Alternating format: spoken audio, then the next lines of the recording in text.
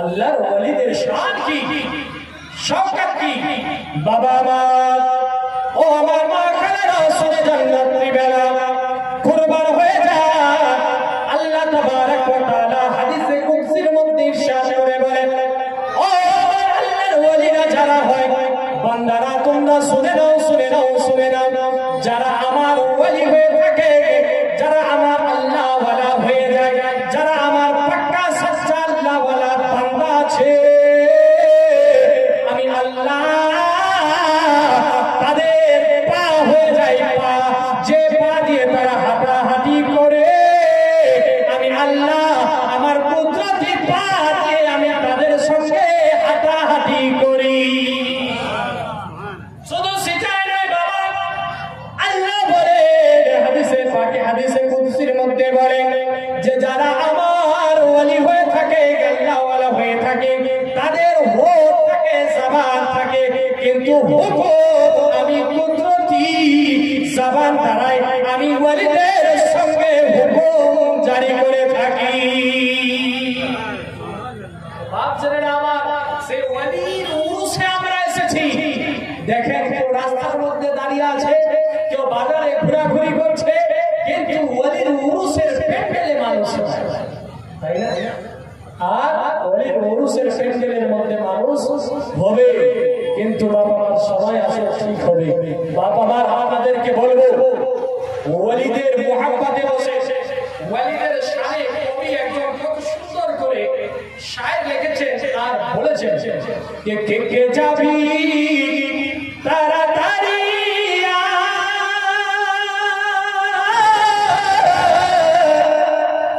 আয় ওয়ালি বুজুর্গের নৌকা বইয়া যা। এই যদি সওয়াব থেকে আপনারা মারুফ হয়ে থাকতে চান, মানে সওয়াব যদি না নিতে চান, শুধু উরুসে আসলে আর বাজার ঘুরলে আর উরুসের মধ্যে ওয়ালির মুহাব্বতে মেহফিলে প্যান্ডেল দিয়ে সাজানো হয়েছে, কিসের মুহাব্বতে? ওয়ালির মুহাব্বতে। আর সাজানো হয়েছে যে ওয়ালির উরস হচ্ছে, উদ্দেশ্য কি? ওয়ালিদের উরস এখানে মানানো হচ্ছে, ওই উরসের জন্য প্যান্ডেল বানানো হবে, কিন্তু ওয়ালিদের উদ্দেশ্য বাবা আমার ভাই বেরাদারেরা বলতে আর বোঝাতে চাইছি, আপনি উরুসে আসলেন, ওয়ালির উরুসে আসলেন, আপনি আস্তে আস্তে রাস্তার মধ্যে যদি এরকম একটা কোনো নিয়ত করে থাকেন যে আল্লাহ আমি আজ সেই জায়গার মধ্যে ওয়ালির উরুসে যাচ্ছি, সেখানে উরস হচ্ছে, সেখানে আলিমে দ্বীন আসবে, ওলামায়ে কেরাম আসবে, মুফতিয়ানে ইজাম আসবে, ওখানে হুফাজে কেরাম আসবে, ওলামায়ে ইজাম আসবে, সেই জায়গাতে গিয়ে আমি কিছু ওই আলিম ওলামাদের, মুফতিয়ানে ইজামদের, হুফাজে কেরামদের জবান দ্বারায় কিছু কোরআন হাদিসের কথা শুনবো, কথা শুনে তার উপরে আমল করবো, এই নিয়ত করে বাড়ি থেকে যদি আপনি বের হয়ে যান আর আস্তে আস্তে রাস্তার মধ্যে খোদা না খাস্তা কোনো যদি একটা দুর্ঘটনা হয়ে যায় বা কোনো একটা অ্যাক্সিডেন্ট হয়ে গেল আর আপনি যদি মারা যান, আল্লাহ তাবারক ওয়া তাআলা ওই ব্যক্তিকে এক শহীদের মর্যাদা করবেন। ধরে বলুন সুবহানাল্লাহ। কিন্তু বাবা মা আর আপনারা যদি এখানে আসেন নিয়ত করে যে উরুসে ঘুরবো, মেলা ঘুরবো, ডাব চুরি করবো, কলা চুরি করবো, গিয়ে সেখানে আমি ঢোল বাজানো শুনবো আর সেই জায়গাতে গিয়ে নাচন কুদন করবো, এরকম যদি নিয়ত করে আসে, কেউ যে এগুলো হচ্ছে নিয়ত শয়তানের নিয়ত, মনে রাখবেন এগুলো নিয়ত কার? শয়তানের নিয়ত। নাচ কুদ ইসলাম में नहीं है, নাচন কুদন নাই, তালি বাজা দুই হাতে শয়তানের কাজ, এটা নাই। বাবা মা বাজার করতে এসেছেন, চুরি করা এটা আপনাকে জায়েজ করেনি, আপনার হারাম খাওয়া এটা জায়েজ করেনি। আপনি এখানে এসে নিয়ত করে আসলেন যে মনিহারি দোকানে যাব, সেখানে গিয়ে কিছু চুরি বা কোনো মালা বা কোনো একটা জিনিস চুরি করে নিব, মারা আবার এরকম যদি নিয়ত করে আসে, আপনি রাস্তায় আস্তে আস্তে যদি মারা যান, জান্নাতের তো কোনো গ্যারান্টি দেওয়া যাবে না, হয়তো মনে হয় যে জাহান্নামে হয়তো দৌড়তে পারে, মনে হয়। বাপ আমার নিয়ত, আমার নবী করিম সাল্লাল্লাহু আলাইহি ওয়াসাল্লাম বলেছেন ইন্নামাল আমালু বিন্নিয়াত। হাদিসে পাক বুখারী শরীফের সর্বপ্রথম নম্বর হাদিস, আমার নবী, আপনার নবী, মায়ার নবী, দয়ার নবী, সেই সর্বপ্রথম নম্বর হাদিসের মধ্যে বলে যা নিয়ত ভালো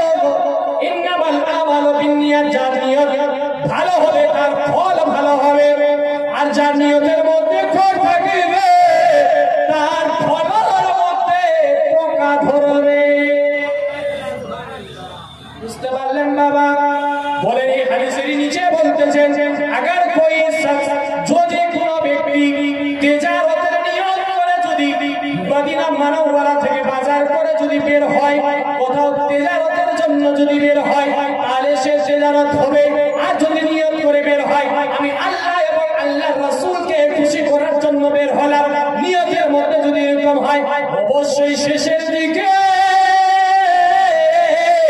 আল্লাহ এবং আল্লাহর রাসূলকে খুশি করে না আর যদি সে এই হাদিসের নিচের মধ্যে বলতেছেন যে আর যদি সে বিধবার সঙ্গে বিবাহ করার নিয়ত করে যদি বের হয় অবশেষে তারই ওই ফল হবে যে বিবাহিত অবিবাহিতর সঙ্গে তার বিবাহ হবে এটা সেই হাদিসের নিচে এটার মধ্যে মফহুম চলে আসছে তো বাচ্চারা আমার আপনাদেরকে আরবিকটা না শুধু মানাটা বলে দিলাম তাফহিমটা বলে দিলাম তাফসীরটা বলে দিলাম বাবা আমার শুনে নেন নিয়ত যদি ভালো হয় ফল ভালো হবে আর নিয়ত কত বলবো কত বলবো হ্যাঁ বাবা রে বাবা আমার তোমরা কি বেকা হাত দিয়ে তৈরি কিজি আমার কথা বুঝতে পারো না মোর কথা কি বুঝানি পায় তোমরা এলা ভাষাটা বুঝা পাবেন মানি না এলাওনি পাবেন এলা মাতৃভাষা বুঝা পাওয়া যায় যদি পাওয়া যায় তো ভিতরে আসে রাস্তাটা জাম করে লাভ নাই কেন যে রাস্তা দিয়ে গাড়ি ঘোড়া যাচ্ছে একটু দয়া করে ভিতরে চলে আসো মারা ভিতরে আসো বাবা মারা আপনারাও আসেন আসেন শোনা অনেক আসো কোন যে আসো ভিতরে আসো চলে আসো রিকোয়েস্টটা রাখো আমি এত সুন্দর করে কথা বলছি আপনারা বুঝতে পারছেন না আমার ভাষা বাবা আমার বুঝতে পারছেন একবার কহেন তো সুবহানাল্লাহ এই তো বুঝতে পারছেন কে বলো বুঝতে পারছেন কিন্তু আমরা যাবো না মৌলভী সাহেব কসম খেয়ে দিয়েছি কসম খেয়েছি যাবো না এখানে খালিয়ে থাকবো যতই টাকা কিন্তু আমরা আগে যাবো না বাবা আমার কমিটির লোক এসে বললো তার জন্য বললাম বাবা দাঁড়িয়ে না থেকে দয়া করে বসে যান পা লেগে যাবে পায়ে ব্যথা হবে আবার জালসা শুনতে এসে বাড়িতে গিয়ে তখন বলবেন যে দুটা ওষুধ নিয়ে নি পায়ে ব্যথা হয়ে গেছে এই জন্য বলছি বাপ দাঁড়িয়ে না থেকে বসে যান তাহলে পাটাও আরাম পাবে দিমাগটাও এখানে হাজির থাকবে এখন ওখানে দাঁড়িয়ে আছেন তো শয়তান ঘুটুর ঘুটুর করছে বলে চলো চা খেতে চলো ঘুরতে চলো পান খেতে এরকম বলছে কিন্তু সোনা মানিকেরা আমার ভিতরে এসে দয়া করে আর বলবো না দয়া করে একটু ভিতরে চলে আসেন শুনে নিবার বসে পাক যাতে আবু সালেহ ছেলে হুজুর বলে প্রাপ্ত কদির জিলানী কেমন আল্লাহর ওলি ছিলেন বাবা আজ আমাদের এই দুনিয়ার বুকে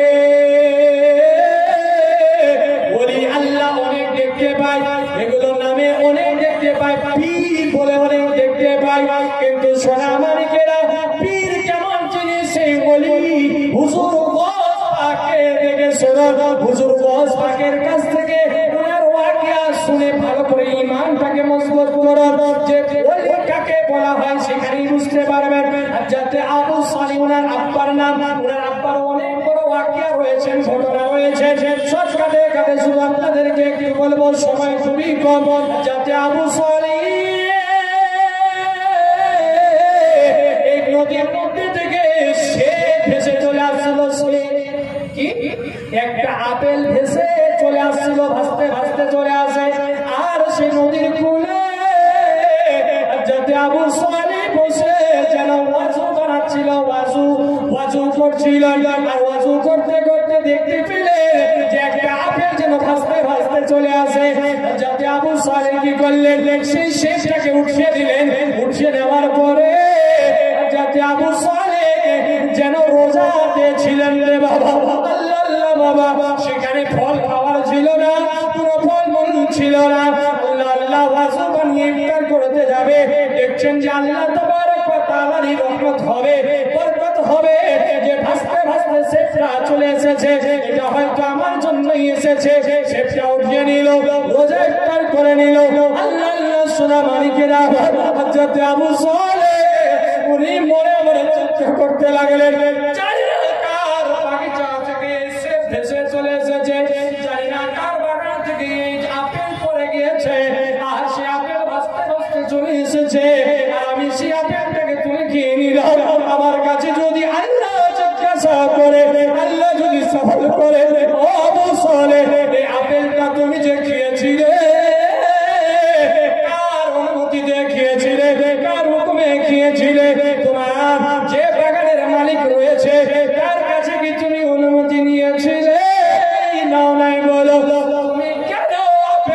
খেলে বলো। যদি জিজ্ঞাসা করেন জবাব কি উত্তর দেব? দেখেন দেখেন নেককার বান্দা, নিয়ত দেখে, ঈমান দেখে। একটা শের আপেল ভাজতে ভাজতে চলে আসে, বলেন তো এখন তো আমরা তো আমাদের এখন তো এগুলো ভাষা ভাষাদের কথা, দোকানকে লুটমার করে নেবো, আমের সিজন আসছে আম ধরে নেবে, তখন লুকিয়ে লুকিয়ে কত যাবো, লাইট আস্তে আস্তে হাট আস্তে আস্তে হাঁটা, জোরে জোরে হাঁটিস না, পায়ে আমার জোরে করেছে। আজকে আমরা আম কাটতে যাবো, জেনে যায় তো ধরে নেবে, আমের গাছ থেকে আম পেরে খেয়ে নেবো। ফের যদি বাড়িতে নিয়ে আসে তো মা বলছে, বেটা কি নিয়ে এসছিস রে? বেটা কি নিয়ে এসছিস? বলে মা আম নিয়ে আসি ওকে। বলে তাই নাকি? বলে হ্যাঁ। বলে কেটলা? বলে অনেকগুলা 5 কেজি হবে। বাহ, আম কামা নিয়ে তুই কাউকে আচার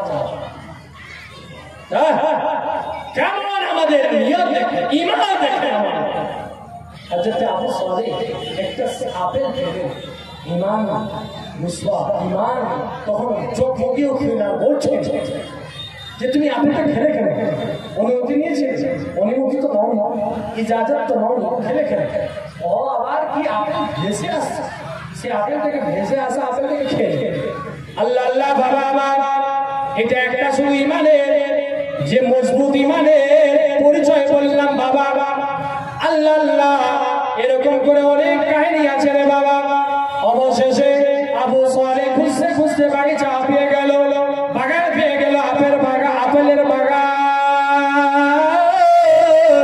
সে আপেলের বাগানের মধ্যে গিয়ে হাজির হলেন, জিজ্ঞাসা করলেন মালিককে। মালিক, পাহারাদার বলছে যে বাগানের মালিক এখানে এখন নাই, বর্তমানে সে বাড়িতে গিয়েছে, কিছুক্ষণের মধ্যে চলে আসবে। বলে মালিকের সঙ্গে একটু দরকার আছে, কথা বলবো।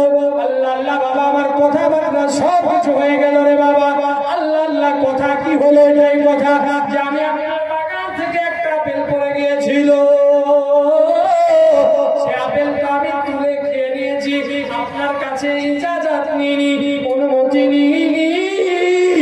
ওগো আমার মালিক, ওগো আমার এই আপেলের মালিক, আপনি দয়া করে আপনি আমাকে ক্ষমা করে দেন।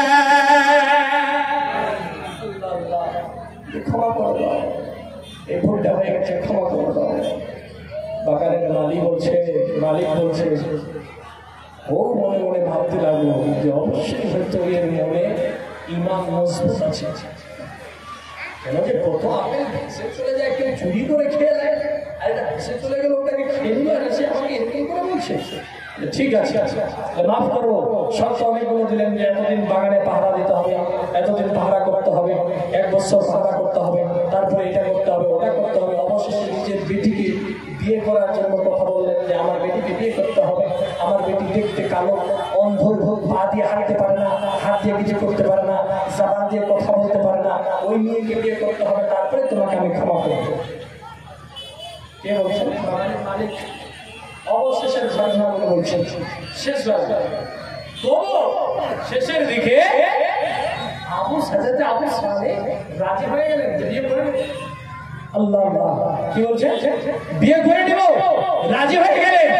সুবহানাল্লাহ। আজ আমাদের যদি এরকম হতো, বলে তোর ক্ষমা তোর গোষ্ঠী কে রয়েছে, চলু আমি বাড়ি কি করবি বলে তাই না?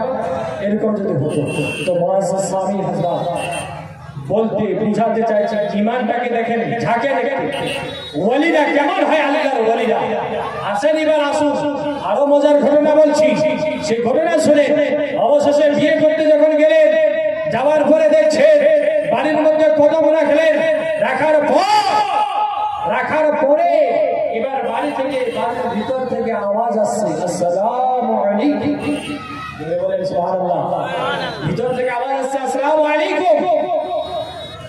ওরা যেটা আবু সালেহ তখন চিন্তা করছেন, হয়তো ওনার 2টা মেয়ে, একটা মেয়ে তো আমার সঙ্গে যার বিয়ে হয়েছে তো কথা বলতে জানে না, সালামের কথা কি করে আসবে, হয়তো অন্য মেয়ে আছে, ও সালাম দিল, হয়তো ওয়ালাইকুম আসসালাম। বসা হয়ে যাবে, বেটি শরবত নিয়ে আসে, কি বেটি শরবত নিয়ে আসো। আল্লাহ আল্লাহ, শরবত নিয়ে আসা হলো। বলছে হয়তো আমার ওয়াইফটাকে ভিতরে বসে আছে, ছোট হয়তো বেটি এইসব কাজ করছে যে সর্বতম নিয়ে আসছে, আমার হাঁটতে জানে না, কি করে হবে, ও সর্ব নিয়ে আসতে পারে। আল্লাহ আল্লাহ বাবা আমার অবশেষে জিজ্ঞাসা করে যাতে আবু সালেহ বলে হুজুর এবার অনেক সময় হয়ে গেল, আমার মার সঙ্গে আমি সাক্ষাৎ করি না, আমার মার সঙ্গে আমি অনেকদিন ধরে দেখা শোনা হয়ে না, আমার মাকে দেখার জন্য মনটা যেন ছটফট করে। ও হুজুর আপনার মেয়েকে নিয়ে আসে, তাড়াতাড়ি করে আমি বিয়েটা সেরে নিতে চাই, বিয়ে করে নেব, আর আপনার বেটি আর আমি এখনই বাড়ি ফিরে যাব, আর আমার মায়ের সঙ্গে আমি গিয়ে সাক্ষাৎ করব। আল্লাহ আল্লাহ বাবা সে বাগানের মালিক বলে যে তুমি জানো না বা এখনো বুঝতে পারো না যে তোমাকে সালাম দিয়েছিল সে বলে সে তোমার হয়তো ছোট মেয়ে হবে, বলে না বাবা আমারে সেটাই হচ্ছে আমার একমাত্র লতি বেটি, একমাত্র আমার আদরের বেটি, আর নাম হচ্ছে ফাতেমা। যারা বলে নাম হচ্ছে ফাতেমা, আর তারই সঙ্গে তোমার বিবাহ আমি ঠিক করেছি, ওটাই তোমার ওয়াইফ হবে, বউ হবে। আল্লাহ আল্লাহ বাবা আমার। এবার তখন আবু সালেহ বলে আপনি বলেছিলেন আপনার মেয়ে কথা বলতে জানে না, আপনার মেয়ে দেখতে পারে না, আপনার মেয়ে অন্ধ, আপনার মেয়ে লেংড়ি, আপনার মেয়ে হাত দিয়ে কোনো কাজ করতে পারে না, কিন্তু এখন সেই সব কিছু করছে, ব্যাপারটা বুঝতে পারলাম না। আল্লাহ আল্লাহ বাবা আমার। তখন সেই মা জানি মা ফাতেমার তখন আব্বা বলতেছেন, বাগানের মালিক বলতেছে বলে আবু সালেহ আমি যখন আমার বেটিকে ছোট্ট থেকে লালন পালন করি তখনই আমি দেখেছি ভালো মতো, তারপর থেকে আমি ওর আব্বা এখন পর্যন্ত আমি তার চেহারা ভালো মতো দেখি না।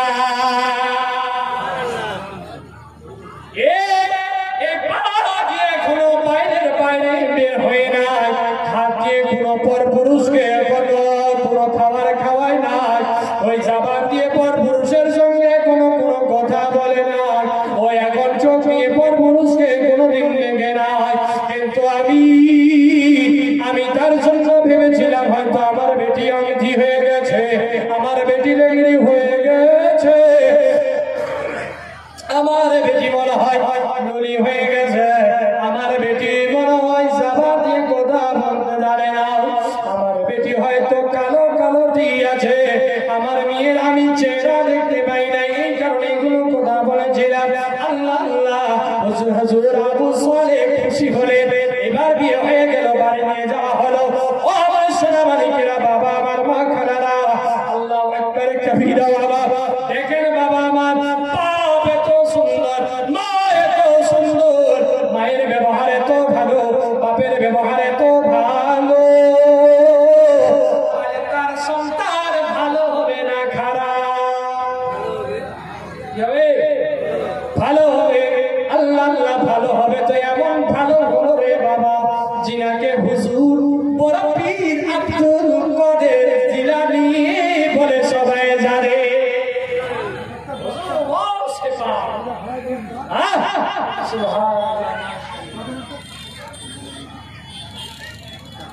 একটা বাচ্চা স্টেজের সামনে আছে, কারো যদি হাত ছেড়ে দিয়েছে মা বাবা, আর সে বাচ্চা স্টেজের সামনে বর্তমানে উপস্থিত আছে, এখানে এসে বাচ্চাটাকে নিয়ে যেতে পারে। মহব্বতে একবার দূর করে আল্লাহুম্মা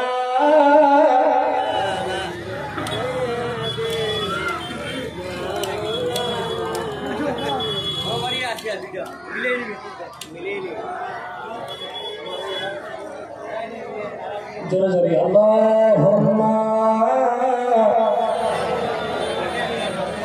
সাইয়্যিদিনা মাওলানা মুহাম্মদ। তো ওয়ালিদের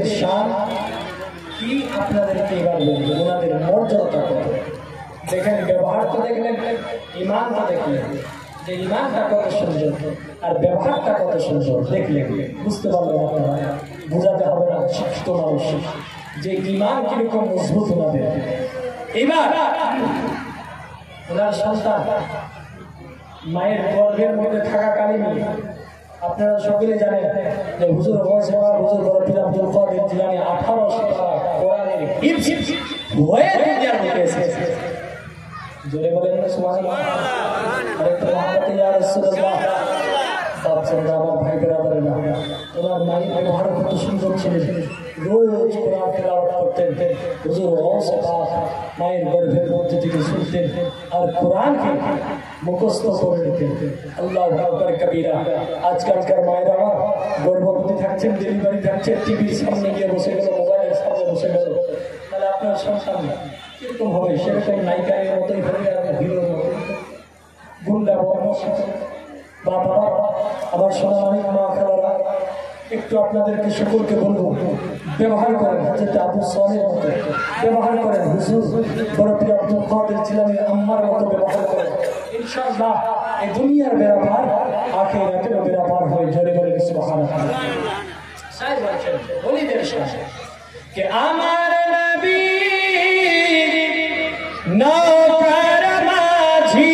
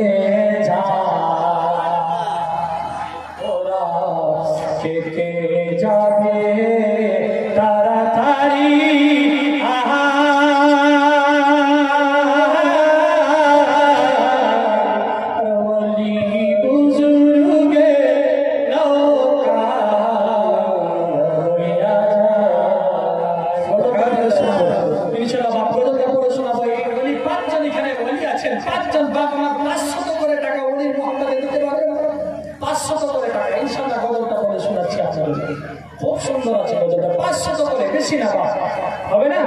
সুবহানাল্লাহ। ওলির মুহাম্মদ এত বড় একটা স্টেজ সাজিয়েছেন, বাইরে থেকে আমি যদি দেখেছেন বাবার পাত্রার কাছে 500 টাকা অবশ্যই ওলির মুহাম্মদ হবে। এটা হচ্ছে রাসূলের নাকি এই জানি এই প্যান্ডেলটাকে জান্নাতি বাগিচা বলা হয়েছে। জোরে বলেন সুবহানাল্লাহ। জান্নাতি বাগিচার মধ্যে বসে ওলির মুহাম্মদে 500 টাকা করে চেয়েছিল 5 জনের কাছে। হবে? সুবহানাল্লাহ হবে না? মাশাআল্লাহ, এত বড়, এত সুবহানাল্লাহ। আজি হাবিবুর রহমান সাহেব মাশাআল্লাহ আলহামদুলিল্লাহ 500 টাকা দান করেছেন। নারে তাকবীর, আল্লাহু নারে তাকবীর, আল্লাহু আকবার, নারে রিসালাত, ইয়া রাসূলুল্লাহ। 500 টাকার দাতা জিন্দাবাদ জনাব হাজী হাবিবুর রহমান সাহেব জিন্দাবাদ। আরেকজন ব্যক্তি 500 টাকার দাতা জিন্দাবাদ। নারে তাকবীর, নারে রিসালাত। আর হবে না বাপ? আর 3টা কলম বাপ আমার 3জন বলিয়ারা আছেন, হবে না বাপ আমার 3-4? সুবহানাল্লাহ, মাশাআল্লাহ হবে ইনশাআল্লাহ। কে আমার নবী নৌকা মাঝি নৌকা যে চালা আর ওলি রাসূলে বলে নৌকাতে নিয়ে যায় তোরা কে কে যাবি তাড়াতাড়ি আহা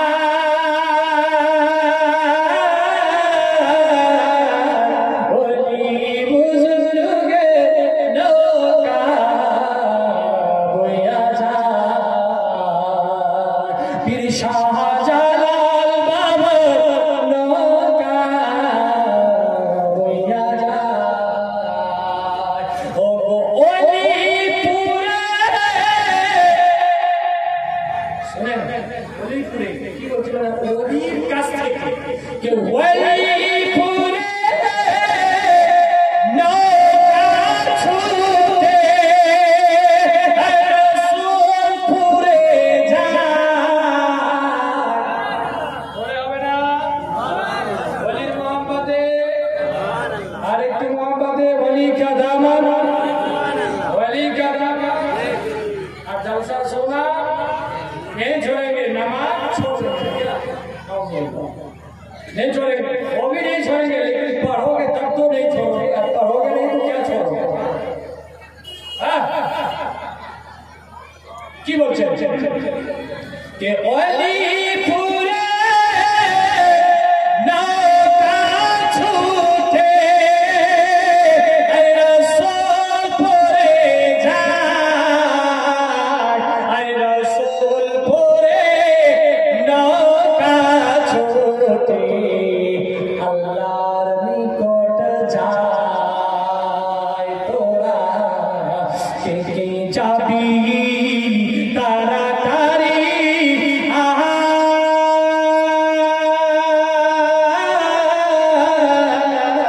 ওলি বুজুর্গে নৌকা বইয়া যায়। চিন্তা করো বাবা মা, দুইজন ওলি আরো রয়েছেন, বাবা মা দুইজন ওলির মহব্বতে বেশি না 500 টাকা করে চেয়েছি। ও আমার সোনা মাইকেরা, আমার বাপরা, আমার চাচারা, আপনার মা খালারা, তোমরাও একটু দিতে পারো রে মা। তোমাদের দিক থেকেও 500 টাকা যদি নিয়ে আসো তাহলে খুব ভালো হতো রে মা। সব টাকা জামাইকে খাওয়িয়ে দিলেন নাকি? আপনার জামাই যদি দিয়ে দেয় তাহলে আপনার জামাই শুধু নাম করবে, কিন্তু আপনার কি হবে, সওয়াব কত হবে রে মা। আর এখানে যদি ওদের মহাব্বতে 500 টাকা দান করে, এই টাকাটা আল্লাহর দরবারে হাজির হবে রে মা। গাওয়া দিবে রে মা, 500 টাকা করে রে মা। 2টা করো, তোমরা কি হতে পারবা মা? এই সোনা মানিকেরা, হবেন না? হবেন 5টা, 2টা করো মাত্র 500 টাকা করে। সুবহানাল্লাহ। বাবা মার আপনাদের দিক থেকে কি আর হবে কেউ? 2টা করলাম, 3টা হয়েছে। কেউ বিনা কে মুর্শিদ বিনা পথ চিনা,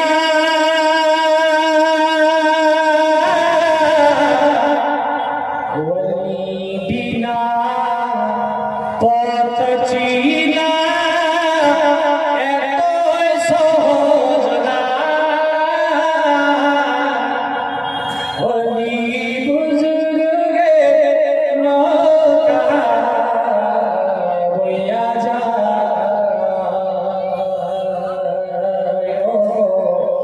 ওলি বুজুর্গে নৌকা বইয়া যায়।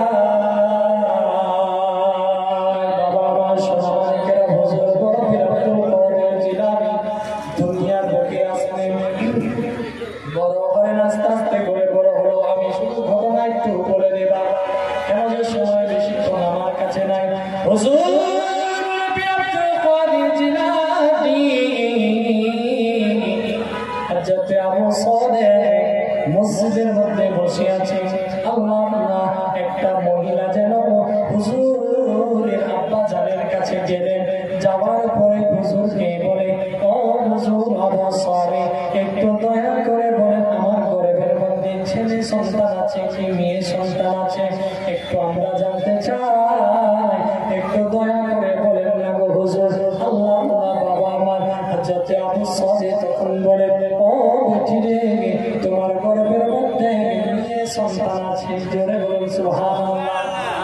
ওলি বলে দিলে তোমার গর্ভের মধ্যে মেয়ে সন্তান আছে। আল্লাহ আল্লাহ, বাবা আমার সেই মহিলা যেন চোখের বাঁচতে বাঁচতে চলে যায়, আর বলে হুজুর আমার গর্ভের মধ্যে কি সত্যিকারী মেয়ে সন্তান আছে? হ্যাঁ বেটি, তোমার গর্ভে মেয়ে সন্তান আছে। কান্না করতে করতে করতে রাস্তা দিয়ে চলে যায়। হুজুর বড় পীর আব্দুল কাদের জিলানী রাস্তার পাশে খেলাধুলা করে আর বলে, ও বোন রে, চোখের জল কেন ফেলো রে বোন? কি কারণে কান্না করবি বোন? কি হয়েছে একটু খুলে বলো। আল্লাহ আল্লাহ সেই মহিলা তখন উঠে বলে, হুজুর আমি আপনার বাবার কাছে গিয়েছিলাম যে আমার গর্ভের মধ্যে ছেলে সন্তান আছে কি মেয়ে সন্তান আছে। যখন জানতে চাইলাম আপনার আব্বা আমাকে বললো যে আমার গর্ভের মধ্যে মেয়ে সন্তান আছে, আর আমি এই জন্যই কান্না করছি যে আমার গর্ভের মধ্যে মেয়ে সন্তান আছে। আল্লাহ আল্লাহ হুজুর বড় আব্দুল কাদের জিলানী বলে, এই বোন কান্না করার কি আছে রে বোন, তুমি তো জানো বেটি যারা হয় তারা আল্লাহ রহমত করে। তুমি কি জানো না আল্লাহ তো বড় নেয়ামত, আল্লাহর বড় রহমত যে তোমার গর্ভের মধ্যে নিয়ে সন্তান আছে। আল্লাহ আল্লাহ বাবা আমার তখন সেই মহিলাটা উঠে বলে, হুজুর আমার তো জানা আছে যে আমার যদি মেয়ে দুনিয়ার বুকে আছে তাহলে আল্লাহর রহমত আছে। আল্লাহ আল্লাহ কিন্তু আমি জিনিসটা বুঝতে পারি না। গর্ভের মধ্যে আমি কিন্তু আমার স্বামী বলতেছে যদি তুমি নিয়ে সন্তান জন্ম দাও তাহলে তোমার